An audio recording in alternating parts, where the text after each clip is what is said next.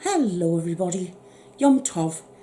It's your Folk Tales and Fables Day and stories from around the world. And today I've been in a kind of a weird and wacky mood. So I found a couple of little things that have been, let's say, unusual. And I thought for the first time ever, I would read you a couple of little folk tales from my own religion, Judaism. But they're basically Jewish Yiddish folk tales.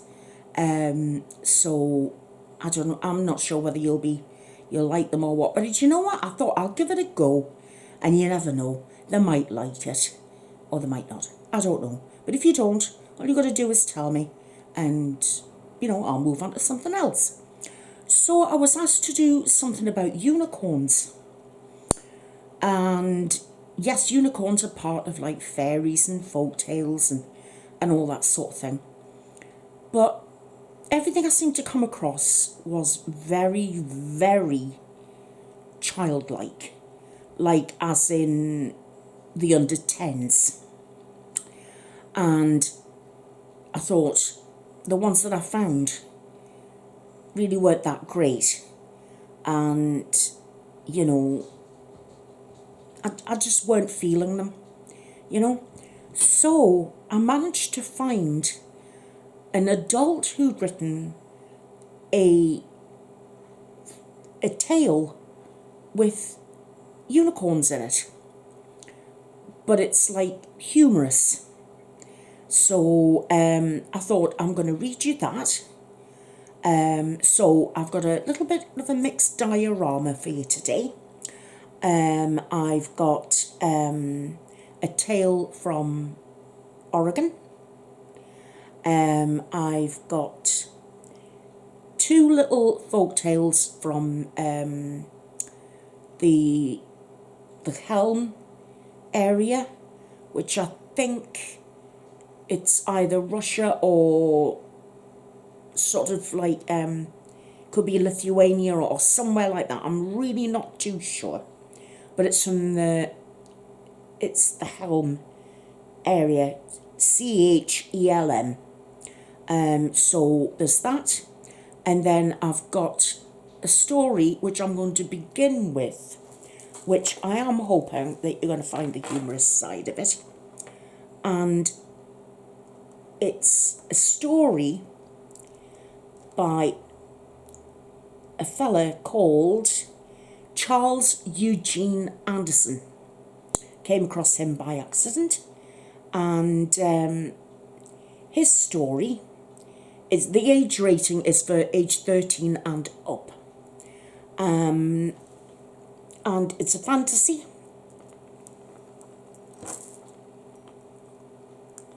And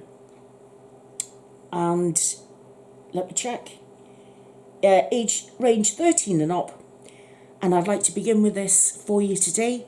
It's called The Pink Uniform. I'll start again. The Pink Unicorn Gunfight at the OK Corral.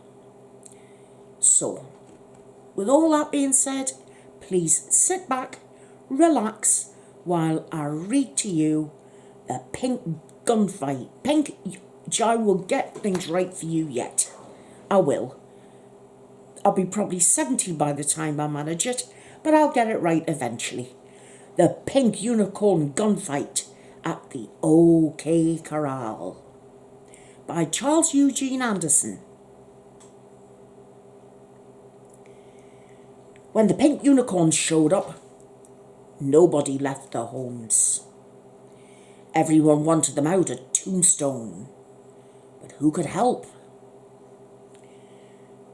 Pliny the Younger, a Roman naturalist, described the unicorn as a ferocious beast, similar in its body to a horse, a deer's head, the feet of an elephant, the tail of a boar, a deep voice, and a single horn 2 cubits long, and it was in the middle of its forehead.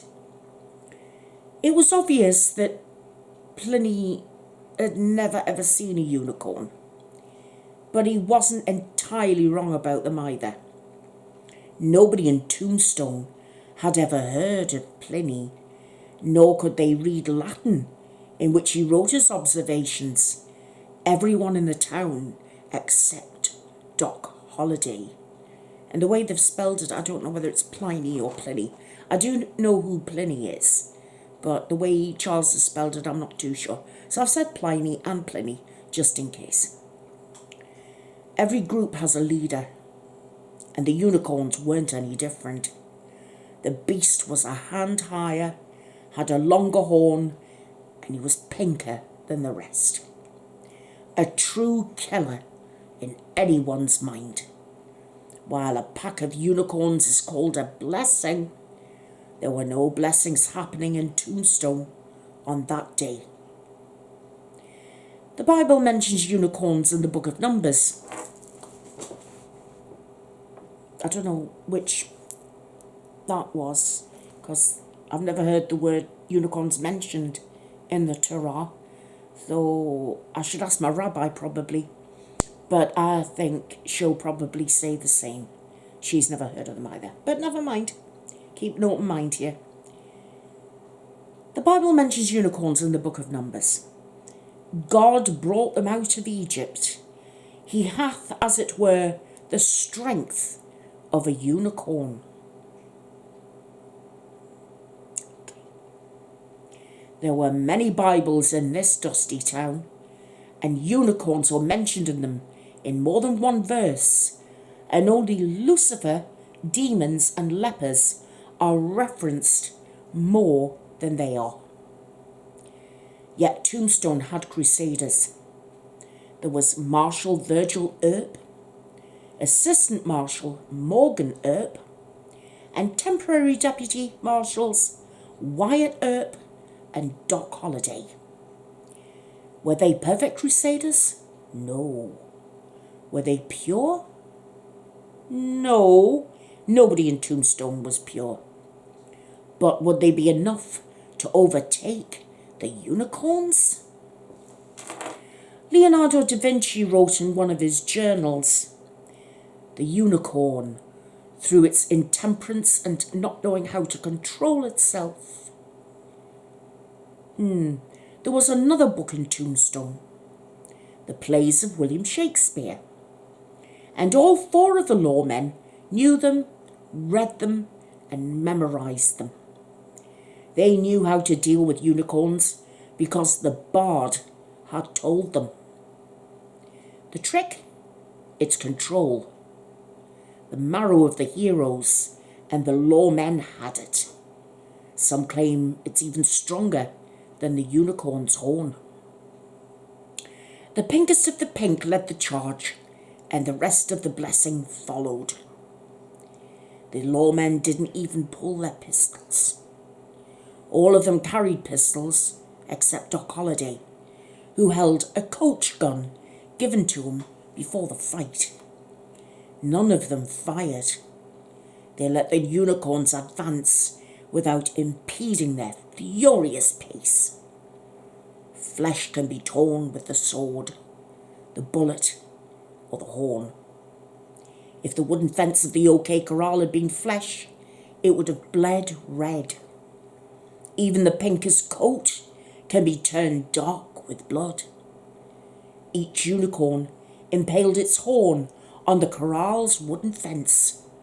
As soon as they did, the lawmen emptied their weapons. Shakespeare wrote in Timon of Athens, "Wert thou the unicorn, pride and wrath would confound thee, and make thee thine own self the conquest of fury." What does that mean in English? The kind spoken in Tombstone. The lawmen waited until the last second and moved out of the way. In their rage, the unicorns wanted to pierce the flesh with their horns.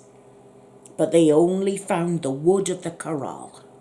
Helpless, the lawmen's bullets found their mark. When it was all over, one of the townsmen said to Marshal Virgil Earp. I think we found a maiden in the next town. Marshal Earp said. Too late. Has the afternoon stagecoach come in yet? I'm waiting for some more books to arrive.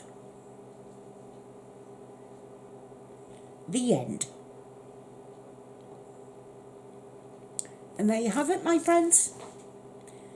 Pink Unicorn Gunfight at the OK Corral. That was a bit strange, wasn't it? But I don't know, it just...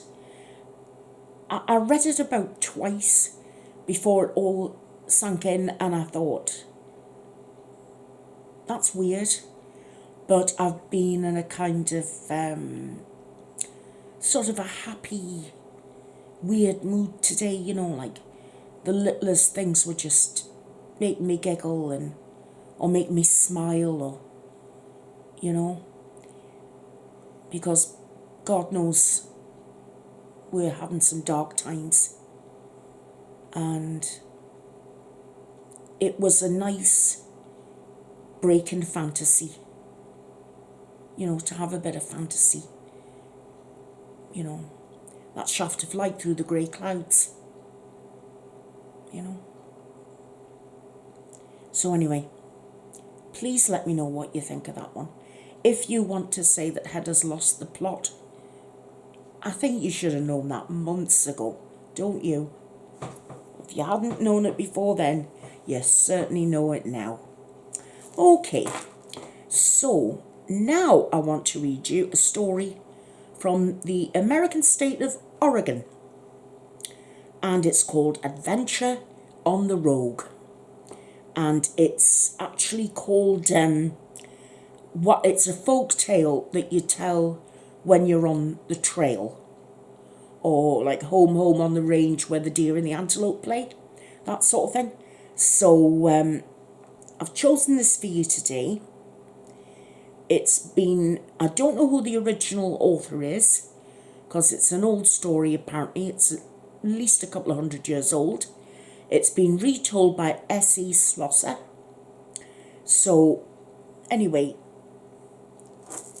here we go. It's The Adventure on the Rogue. And I do hope you enjoy it. We were upriver with a tour group looking at all the natural beauties here on the Rogue River, when I spied a young Sasquatch hiding in the shadow of a tree near a gravel bank. I swung the tour boat around so we could get a better look, and all the tourists exclaimed and took pictures. It's not too unusual to see a Sasquatch in the spring. That's the time they migrate through here in their summer stomping grounds going up north. We're in for a treat today. The Sasquatch jumped out of the shadows suddenly, leapt into the river, and wrestled a 7-foot sturgeon onto the bank. I blinked in astonishment. I didn't know Sasquatch liked sturgeon. Sturgeon are the salmon. Yeah, I'm sure they are. Sturgeon are salmon.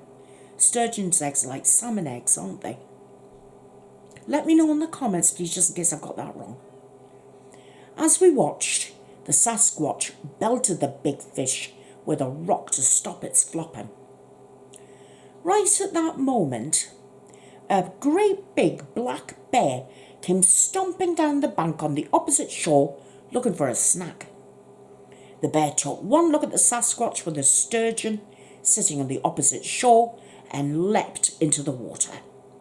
In the blink of an eye, that old bear was across the river and wading out of the water, while the tourists babbled and took more pictures. The bear shook itself dry like a dog, and then jumped onto the back of the Sasquatch, beating on him until he ran away from the sturgeon, leaving the bear to sniff in triumph over the large fish. Well, I thought that was the end of it, until the Sasquatch came running back down the hill, holding a dead tree in his hands. He started beating on the bear, and the bear was whomping back at him something fierce. Fur was flying everywhere, blood spurted out like a geezer.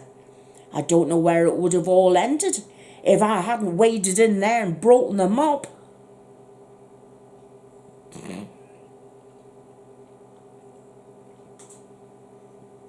Yeah, it's a tall tale, isn't it? I forgot to mention that it was a tall tale. Surprise! It's a tall tale. So, I hope you enjoyed that one. That one wasn't so much weird. That one was actually funny. I thought that one was actually funny. So, I'm now going to take you down to the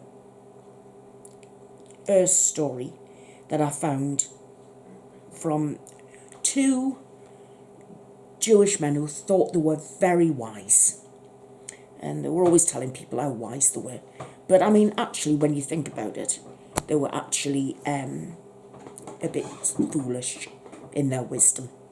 We've all met people like that, haven't we? And this story is called Higher Mathematics. And it's from Jewish folklore. Shmuel and Bain, two of the wisest yet foolish men in the town of Helm, went one day to take a steam bath. As they relaxed in the luxury of the steamy heat, they idly began discussing Bain's upcoming trip to Vinsk, debating how long it would take them to drive to the distant town in his buggy. "It's a simple matter of higher mathematics," said Shmuel. "The last time I drove to Vinsk, it took me 4 hours to reach town, driving with only one horse. So if it took me 4 hours to drive to Vinsk with one horse, how many hours would it take you to drive there with 2 horses?" Bain pondered this intricate mathematical puzzle as steam wafted about him. He stretched and held up his face to the warm heat for a moment, and then said, "It would take 2 hours, of course, cutting my time in half." "Correct," cried Shmuel admiringly. "You are truly a sage of wisdom, my friend." "I am indeed," said Bain modestly. "Yeah. Now, you tell me the answer to my question. If I had 4 horses, right, how long would it take me to get to Vinsk?" Shmuel frowned ferociously in thought. Then he said to himself, "Why, it would take no time at all." "That's right," said Bain, mathematical genius of Helm. "Well, if it takes no time at all, why bother going to Vinsk?" said Shmuel. "It would be better to harness your 4 horses and stay here." "That's what I plan to do," said Bain smugly. And that's exactly what he did. I'm sure they must have got their maths wrong. But then again, I don't do maths. So you can let me know what you think of that one. Right, so I'm just going to quickly find the next one for you.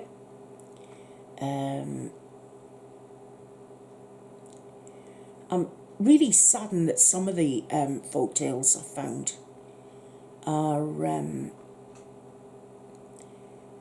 it's quite sad when you've got to,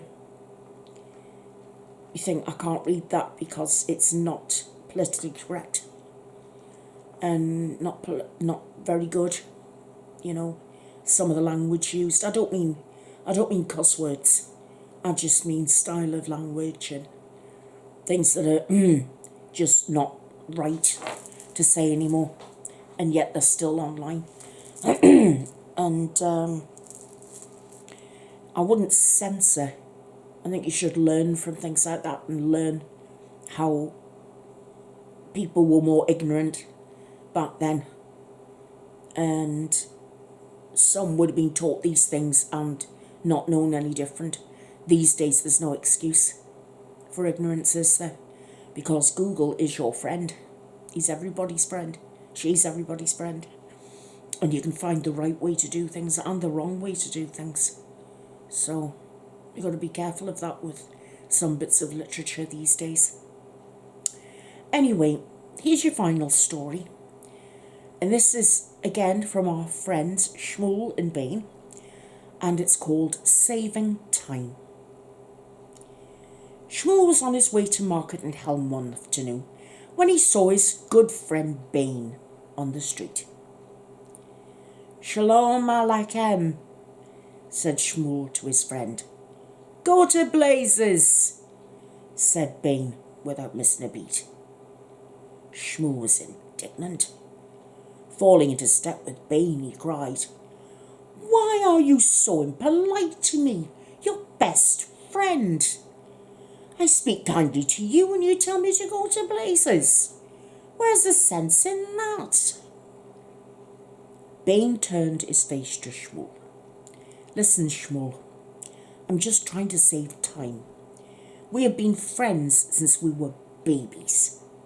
And I know that if I tell you I'm going to the baths on 7th Street, you will tell me that the baths on Avenue A are preferable. Then I will say, 'No, Shmuel, for I have tried them both, and the baths on 7th Street are better.' You will say to me, 'Bain, you are a fool,' and I will tell you, 'Go to blazes.'" Bain threw up his hands and rolled his eyes for emphasis. "So you see, Shmuel," he continued, "my way is better. If, as soon as I see you, I tell you to go to blazes, the matter is finished without any time wasted." So saying, Bain marched off in the direction of 7th Street. "Old fool," Shmuel shouted after him.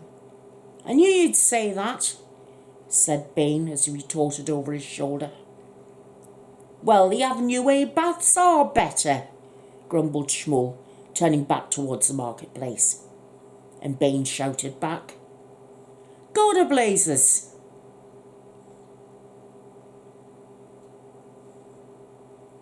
What can I tell you? Sort of like Jewish Yiddish humour. But, doesn't harm. And I suppose he's right in a way. Does save your lungs, saves your breath. Bit rude, but, Anyway, I'm just checking the time here. Yep, it's been about half an hour. So I do hope, because you've had 4 stories today, as I was feeling quite sort of strangely energetic. But I'm glad actually I didn't. I was staying off social media yesterday anyway. But yesterday was my 2nd wedding anniversary. So me and hubby, we're going to have a candlelit dinner. We did have dinner. He just forgot to light the candles, and by the time we'd nearly finished, so had I. So, but we had a lovely meal together, and the kids were with us, so just the 4 of us sitting around the kitchen table. But it was lovely. It's hard to believe I've been married for 2 years, and he actually wrote in the card to me, if he'd known he was going to be this happy, he wished he'd married me in the beginning. He said, "I wish I'd been married to you from the start."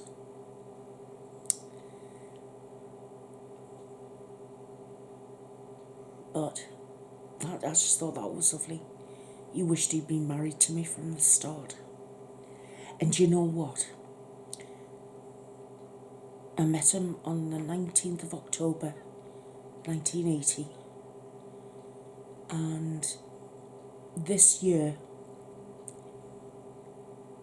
well, say if we'd married a year later, like I did with the other one,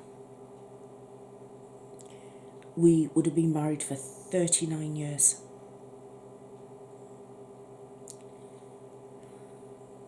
And next year would have been our ruby wedding.